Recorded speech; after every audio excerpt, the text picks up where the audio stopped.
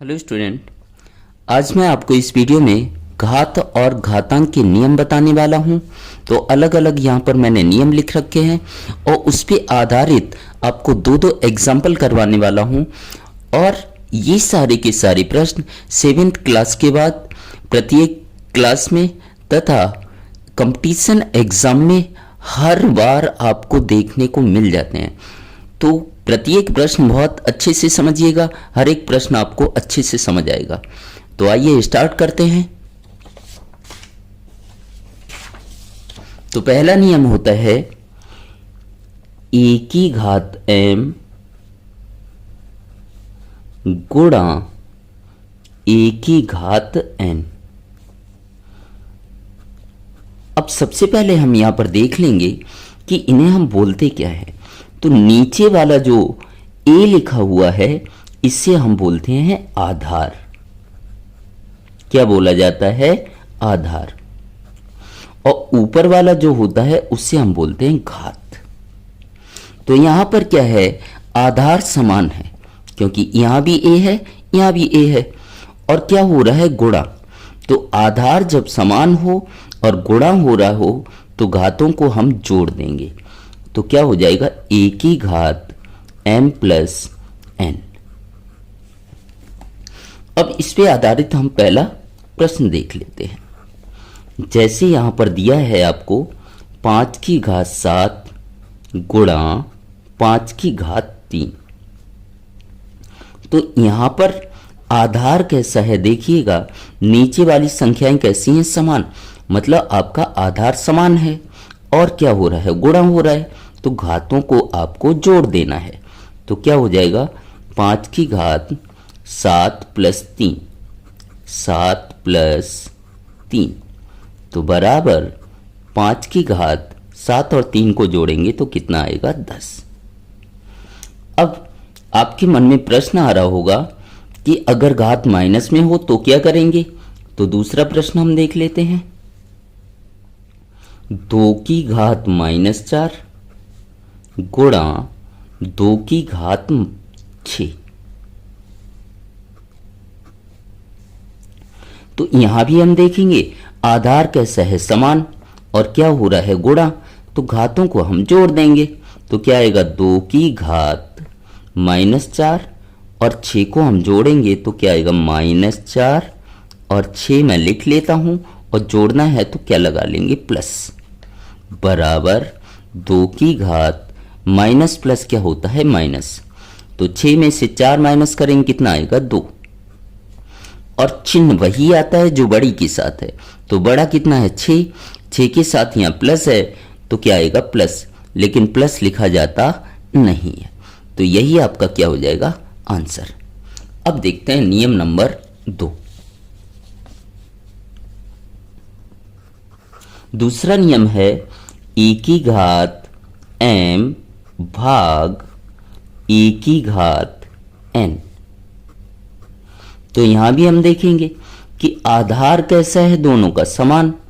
क्या हो रहा है? भाग। तो घातों को घटा देंगे।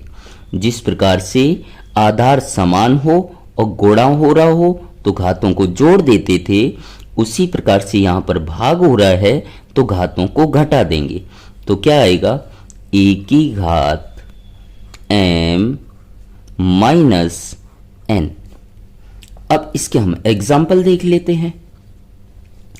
पहला एग्जाम्पल मान लिया मैंने कि 4 की घात 2 भागे 4 की घात 1। पहले हम सिंपल एग्जाम्पल देखते हैं फिर थोड़ा हार्ड देखेंगे। तो यहां पे आधार कैसा है? समान। और क्या हो रहा है? भाग। तो घातों को हम घटा देंगे तो क्या आएगा? 4 की घात 2 माइनस 1। तो क्या आ जाएगा? 4 की घात 2 में से 1 घटाएंगे तो कितना आएगा? 1। और 1 घात को लिखने की जरूरत नहीं होती है। तो यहां क्या हो जाएगा? 4। अब थोड़ा इससे हार्ड एग्जाम्पल देखते हैं। जैसे मैंने लिख दिया 6 की घात -4 भागे 6 की घात -10। अब इनको बहुत अच्छे से समझिएगा, क्योंकि यहाँ पर चिन्हों में बच्चे गड़बड़ी करते हैं। तो सबसे पहले मुझे आधार देखना है। आधार दोनों का कैसा है? समान। और भाग हो रहा है तो घातों को हम घटा देंगे। तो क्या आएगा? 6 की घात -4 में से -10 को घटाएंगे। तो सबसे पहले हम घातों को लिख लेते हैं यहाँ। और घात यहाँ पर किस में है? माइनस में है, तो हम किस में लिखेंगे? कोष्टक में। और यहाँ भाग हो रहा था, मैंने क्या बताया था कि आधार समान हो और भाग हो रहा हो तो घातों को घटा देंगे। तो घटाने के लिए यहाँ चिन्ह किसका आएगा? माइनस का। अब आगे देखिएगा, 6 की घात -4। माइनस और माइनस क्या होता है? प्लस। माइनस और माइनस क्या होता है? प्लस। 10 जैसे का तैसा। आगे 6 की घात, अब यहां पे चिन्हों को देखना है, प्लस माइनस। तो प्लस और माइनस क्या होता है? माइनस। माइनस मतलब घटाना है। आपको याद कैसे रखना है कि चिन्ह कैसे हैं? अलग अलग। चिन्ह अलग अलग हो तो घटाना होता है, चिन्ह समान हो तो जोड़ना होता है। तो यहाँ चिन्ह अलग अलग हैं तो घटा देंगे। तो 10 में से 4 घटाएंगे, कितना आएगा? 6। और मैंने आपको बताया था कि चिन्ह वही आता है जो बड़ी संख्या के साथ है, और बड़ी के साथ यहाँ प्लस है तो क्या आएगा? प्लस। और प्लस लिखा जाता नहीं है, तो इसका आंसर आ जाएगा 6 की घात 6। अब तीसरा नियम हम देख लेते हैं। तीसरा नियम क्या होता है? a की घात m और उसकी भी घात n। जब घात की घात होती है तो घात का घात में क्या करते हैं? गुणन करते हैं। तो क्या आ जाएगा? a की घात m गुणा n। इसका एग्जाम्पल देख लेंगे हम। जैसे लिखा है 3 की घात 2 और उसकी भी घात यहां पर दिया है मान लो 4। तो क्या हो जाएगा? यहां पर 3 की घात 2 है और उसकी घात 4 है, तो घात का घात में हम क्या करते हैं? गुणा करते हैं। तो क्या हो जाएगा? 3 की घात 2 गुणा 4, 2 गुणा 4। तो क्या हो जाएगा? 3 की घात 2 चौक 8। अब घात अगर माइनस में हो तो क्या करेंगे? देखिएगा, जैसे मैंने यहां लिख दिया कि 5 की घात 6 और उसकी घात मैंने लिख दिया -3। तो नियम तो वही चलेगा कि 5 की घात 6 है और पूरे की घात कितनी है? -3। तो घात का घात में हम क्या करेंगे? गुणा। तो क्या हो जाएगा? 5 की घात 6 गुणा -3, 6 गुणा -3, और माइनस में है तो किस में लिखेंगे? कोष्टक में।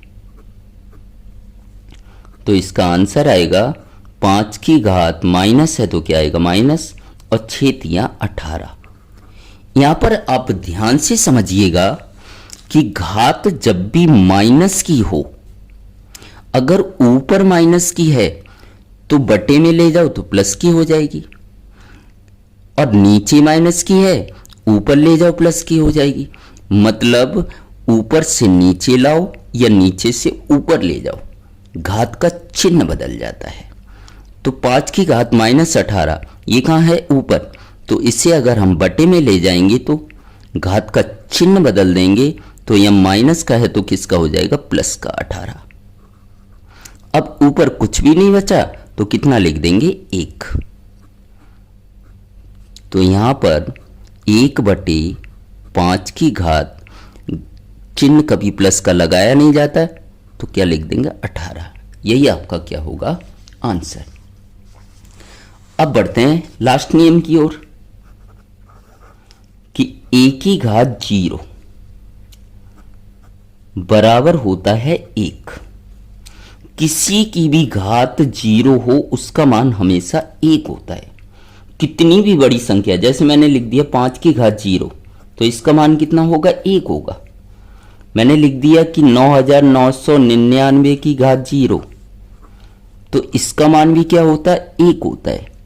मैंने आपको नियम में क्या बताया कि किसी की घात 0 हो तो उसका मान हमेशा क्या आएगा? 1। चाहे वो कितनी भी बड़ी संख्या हो, उसका मान हमेशा क्या होगा? 1 होगा। और यही आपका क्या होगा? आंसर होगा। उम्मीद करता हूं मेरे सारे के सारे प्रश्न आपको समझ आए होंगे। इसी प्रकार के आप वीडियो देखना चाहते हो और मेरे चैनल पर पहली बार आए हो तो चैनल को सब्सक्राइब ज़रूर करें, और पढ़ाना पसंद आता हो तो अपने दोस्तों में ज़्यादा से ज़्यादा शेयर करें। Thank you so much.